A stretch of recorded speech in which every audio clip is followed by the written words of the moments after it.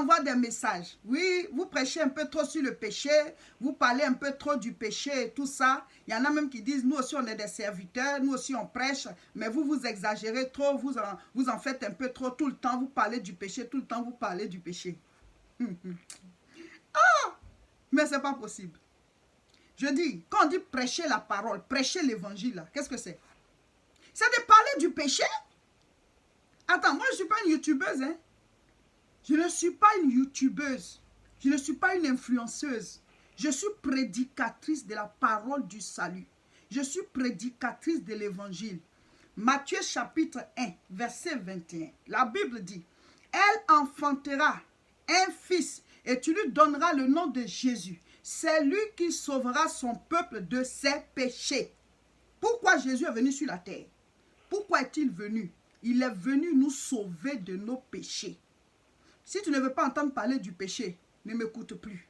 Parce que prêcher la parole, c'est parler du péché. C'est le péché qui nous a fait perdre la gloire de Dieu. Car tous ont péché, sont privés de la gloire de Dieu. La Bible dit, sans la sanctification, nul ne verra Dieu. Donc prêcher l'évangile, c'est parler sur le péché. C'est parler du péché. Quand Jésus lui-même il a commencé à prêcher, il dit, repentez-vous, car le royaume des cieux est proche.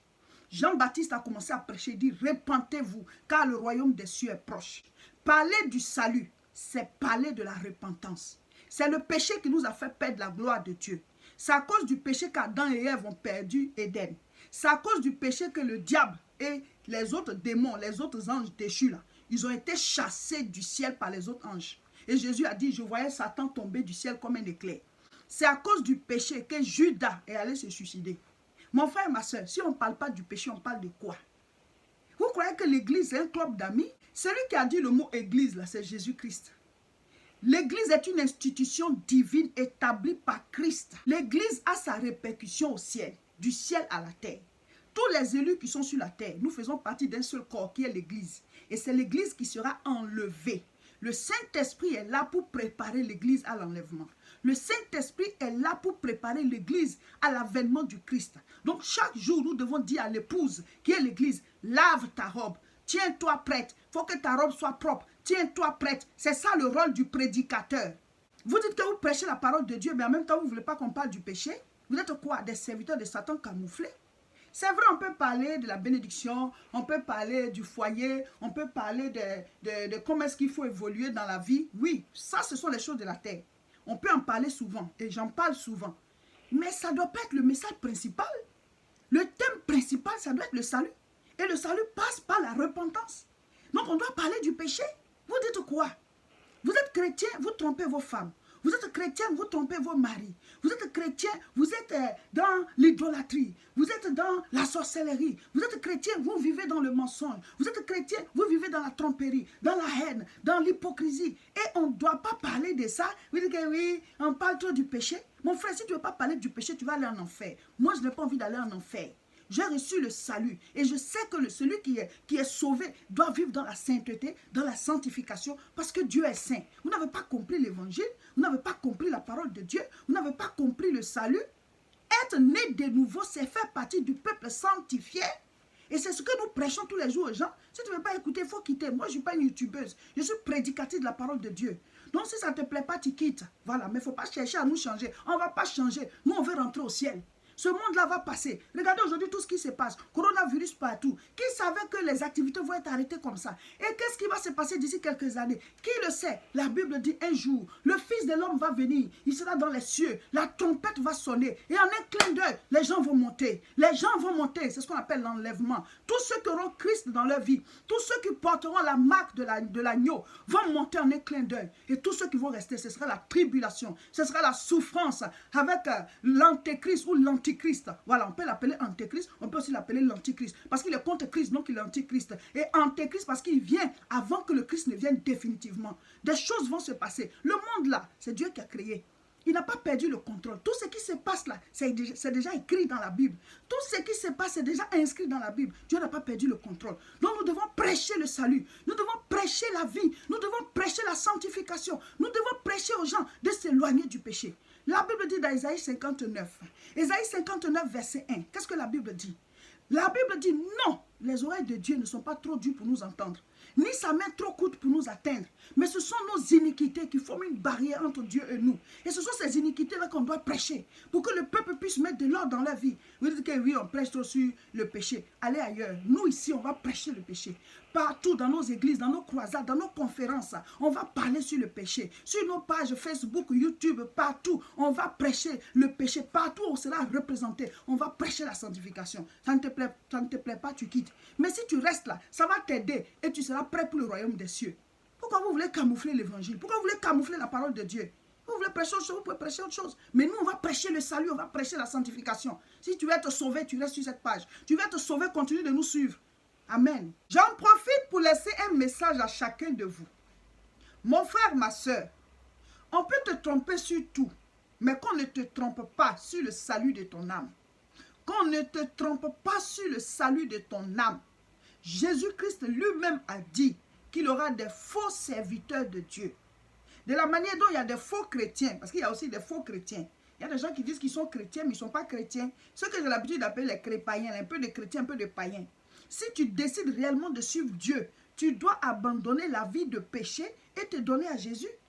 Les Pierre, les Jacques, les gens qui ont commencé à marcher après Jésus, le jour que Jésus était monté dans la barque de Pierre, quand il a fini de faire la pêche miraculeuse, Pierre s'est prosterné devant le Seigneur. Il dit, éloigne-toi de moi, car il y a le péché en moi. Je suis un homme pécheur. Et Jésus a dit, ne t'inquiète pas, ne crains pas. Désormais, tu ne seras plus pêcheur de poissons, mais tu seras pêcheur d'hommes. Pierre s'est repenti. Il s'est prosterné devant le Seigneur pour dire, je sais que tu es un saint homme. Éloigne-toi de moi, il y a le péché dans ma vie. Il n'était pas juste. Il savait qu'il péchait, il savait qu'il vivait mal. Et ce jour-là, Jésus a pardonné ses péchés. Et il lui a dit, suis-moi, je vais faire de toi un pécheur d'homme. Je vais changer ta vie. Mais quand tu regardes maintenant la marche de Pierre, au début c'était difficile parce que c'est maintenant qu'il recevait la formation. Il péchait souvent. La Bible dit même qu'il a régné le maître 3 fois.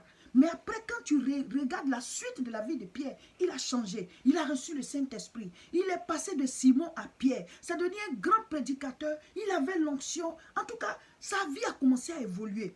Quand on rencontre Christ, c'est comme ça. Au départ, on vit dans le péché.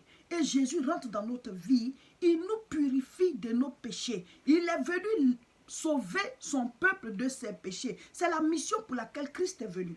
Donc, quand il rentre dans ta vie, tu dois mettre fin à la vie de péché. Et tu commences à marcher avec lui. Et pendant que tu marches avec lui, tu peux commettre certaines erreurs comme Pierre. Voilà. Mais tu te relèves. Et à un certain moment, tu prends maintenant une vitesse là, où maintenant ta vie spirituelle va bien. Mais certaines personnes, depuis elles disent qu'elles ont accepté Jésus, tu es toujours dans le péché, tu tombes, tu te relèves, tu tombes, tu te relèves, tu tombes depuis 10 ans, depuis 15 ans. Ta vie chrétienne, c'est comme ça. Mon frère, fais attention. Tu risques de te retrouver en enfer. Parce que tu ne changes pas. Tu ne changes pas, tu prends plaisir au péché. Et c'est ça que nous prêchons tous les jours. Ne t'amuse pas avec le salut. Vous voyez dans Corona, là, les gens sont en train de mourir comme ça. Est-ce que ces personnes savaient l'année passée à cette heure qu'elles allaient mourir présentement? Est-ce qu'elles savaient? L'année prochaine à cette heure-là, qui ne sera plus sur la terre? On ne sait pas. Donc le plus important, c'est le salut de notre âme. Le plus important, c'est la vie de sanctification. Le prédicateur, c'est celui-là. Quand Jonas a commencé à prêcher, il dit, repentez-vous. Il disait dans la ville de Ninive, repentez-vous. La prédication, c'est ça. Prêchez la repentance. Que les gens changent de vie, qu'ils viennent à Dieu, qu'ils laissent leurs mauvaises œuvres. C'est ça la prédication. Quand Jésus est monté dans la barque de Pierre, il dit, éloigne-toi de terre. Vous voulez rester à côté de la terre. Comment vous allez arriver dans la pêche miraculeuse? Comment est-ce que vous allez arriver dans l'abondance de votre vie, dans une relation Éden avec le Seigneur? Comment? Et donc, quand on va parler de ça, il y a des gens qui vont dire que vous parlez un peu trop de ça. Faites attention, hein. Il y a des gens qui sont autour de vous, qui font comme ils sont chrétiens, mais qui ne sont pas chrétiens, qui sont des serviteurs de Satan. Faites attention à qui vous écoutez. Faites attention à qui vous suivez sur les réseaux. Parce qu'il y a beaucoup de faux serviteurs camouflés. Ces gens-là ne vont pas vous dire ouvertement qu'ils vous éloignent de Dieu. Ils ne vont pas vous dire ouvertement qu'ils vous éloignent de la sanctification. Mais ils mettent cela en veilleuse. Vous voyez, ils font comme ils prêchent dessus, mais ils ne prêchent pas réellement dessus. Ils ouvrent vos yeux sur d'autres choses. Ils vous concentrent sur autre chose. Et pendant ce temps, votre vie, vous êtes toujours dans le péché. Vous n'avez pas mis de l'ordre dans certains domaines de votre vie. Et vous êtes là, vous croyez être dans le salut, mais vous n'y êtes pas. Et la mort vous surprend. Donc ce sont des serviteurs de Satan. Ce sont des serviteurs de Satan. Fais attention à ce que tu écoutes. Fais attention à ce que tu regardes. La foi vient de ce qu'on entend. La Bible dit la foi vient. Ça veut dire que la foi n'est pas en nous. Elle vient de la parole qu'on reçoit. Donc, quelle parole tu reçois? Qui tu écoutes? Qui tu regardes? Fais attention. Il y a des gens qui vont mettre en veilleuse la vie de péché là. Ils vont même rendre ça un peu joli, le fait de pécher, parce qu'eux-mêmes ne sont pas des modèles de vie, ne sont pas des modèles de sanctification. Donc toi, tu écoutes, tu te dis tout va bien, du jour au lendemain, tu es hors, tu es de l'autre côté. La Bible dit, il y avait 10 vierges. Matthieu chapitre 25, la Bible nous parle d'une parabole. On dit il y avait 10 vierges. 10 vierges, ça symbolise l'église. Mais il y avait 5 qui étaient folles. Et il y avait 5 qui étaient sages. Ne sois pas parmi les vierges folles. Ça veut dire que tu peux faire partie de l'église et puis tu peux ne pas être sauvé un jour. Tu peux ne pas être sauvé un jour. L'apôtre Paul dit, imitez-moi comme j'imite Christ. Tu regardes qui, tu écoutes qui, tu suis qui. Il y a des gens, le péché ne leur dit rien. Eux-mêmes, ils vivent dedans.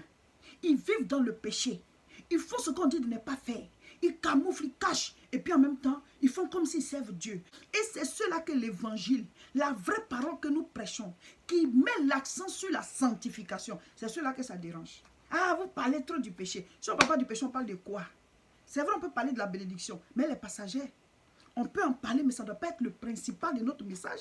Ça ne doit pas être la base de notre message. Ça ne doit pas être le thème principal. Non. C'est vrai qu'on va parler des choses de la terre, mais on va quitter la terre. Et ceux qui sont morts actuellement, toutes les bénédictions, les richesses, ils ont laissé, ils sont partis. Ils sont partis avec quoi? Avec leur âme. Et c'est le salut de leur âme là qu'on cherche en parlant du péché. Faites attention à ce que vous écoutez, à qui vous écoutez. Faites attention à vos modèles. Je vais lire des versets bibliques qui sont très inquiétants pour les chrétiens. Pas pour les païens, mais pour les chrétiens. Écoutez bien. Vous pouvez aussi le lire là-bas. Matthieu chapitre 7 à partir du verset 21. Ceux qui me disent Seigneur, Seigneur, n'entreront pas tous dans le royaume des cieux, mais seulement celui qui fait la volonté de mon Père qui est dans les cieux. Mon frère, j'ai l'habitude de dire, moi je n'ai pas envie d'aller en enfer. La Bible dit, car tous son péchés sont privés de la gloire de Dieu. C'est le péché qui nous prive de la gloire de Dieu. Vivre dans l'iniquité, dans le mensonge, dans l'adultère, dans la méchanceté, dans la haine, dans la sorcellerie, l'idolâtrie, toutes ces choses-là, c'est ce qui nous fait perdre la gloire de Dieu. Quand on reçoit Jésus-Christ, la Bible dit, heureux ceux qui ont le cœur pur, car ils verront Dieu. Nous devons rendre notre cœur pur. Tous les jours, demandons au Seigneur de purifier nos cœurs et chaque jour grandir en fonction de la parole afin d'hériter le royaume des cieux. C'est comme ça qu'il faut vivre, c'est comme ça qu'il faut marcher. Tous les jours en nouveauté de vie. Il dit, verset 22, plusieurs me diront en ce jour, Seigneur, Seigneur, n'avons-nous pas prophétisé par ton nom? Ça veut dire que ce n'est pas le fait de prophétiser. On peut prophétiser, c'est bon, hein? Je ne dis pas que ce n'est pas bon. Mais ne crois pas que parce que quelqu'un prophétise, ou bien parce que tu prophétises, alors tout cela ils iront au ciel. La Bible dit, ce n'est pas tous qui vont rentrer. Il dit, je prends maintenant le verset 23. Alors, je leur dirai ouvertement, je ne vous ai jamais connu. Retirez-vous de moi, vous qui commettez l'iniquité. Amen. Et vous pouvez lire bien même le verset 22.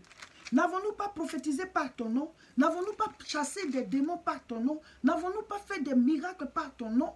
Eh mon frère, ma soeur, le salut, c'est un trésor. Ça dit passer l'éternité avec Dieu. Moi, c'est pour ça que je me suis donné au Seigneur. J'ai l'habitude de dire qu'on ne s'est pas tous convertis de la même manière. Il y en a qui sont venus à Jésus pour autre chose, mais moi, je suis venu à Jésus pour le salut de mon âme. C'est pour cela que je prêche cela. Si tu es dans le péché, tu ne seras pas sauvé. Nous devons mettre une différence entre nous et ce monde. Vivre une vie de sanctification, car nous sommes un peuple sanctifié par le sang de l'agneau. Tu peux prophétiser, tu peux chasser les démons, tu peux même te faire passer pour serviteur ou servante de Dieu, faire même des miracles. Mais au dernier jour, le Seigneur peut te dire, arrière de moi, tu commets l'iniquité. Parce que ce que tu fais en secret, là, Dieu il voit. Donc, notre message principal, ça doit être le péché. Voilà, chers frères et sœurs, c'était l'édification du jour. Écoutez et appliquez. Ça ne sert à rien d'écouter si on n'applique pas. N'oubliez pas, nous commençons bientôt notre temps de jeûne et prière de 21 jours. C'est du 4 au 24 mai. Préparez-vous. Top départ le 4. Tous les dimanches, nous faisons le culte en direct à 10h30 sur Facebook.